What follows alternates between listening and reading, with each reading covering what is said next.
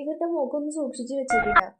ഇതുവരെയുള്ള എല്ലാ പൂച്ചക്കുട്ടന്മാരും പോരാളി ഫാൻസ് ആണെങ്കിൽ ഇതാ ഇവന്മാരെന്റെ അച്ഛനെയും കൂടെ കട്ടെടുത്തു. അയ്യോ അച്ഛാ പോകല്ലേ, അയ്യോ അച്ഛാ പോകല്ലേ, അയ്യോ അച്ഛാ പോകല്ലേ.